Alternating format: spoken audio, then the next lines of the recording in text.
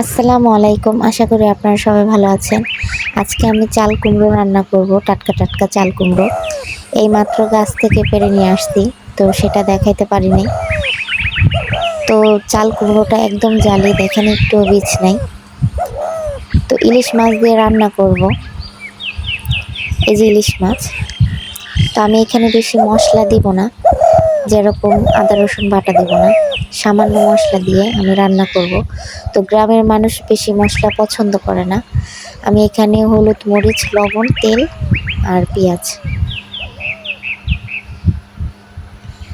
আর ইলিশ মাছে বেশি মশলা দিলে মজা লাগে না, হালকা মশলা দিলে ইলিশ মাছের একটা গ্রান আসে, আর বেশি মশলা দিলে গ্রানটা চলে যায়, শুধু মশলার গন্ধ করে।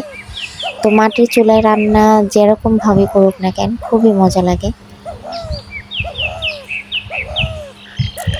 তো আমার মাছটা কষানো হয়ে গেছে, আমি চাল কুমড়োগুলো কষিয়ে নেব ভালো করে। কয়েকটা কাঁচামরিচও দিয়ে দিছি।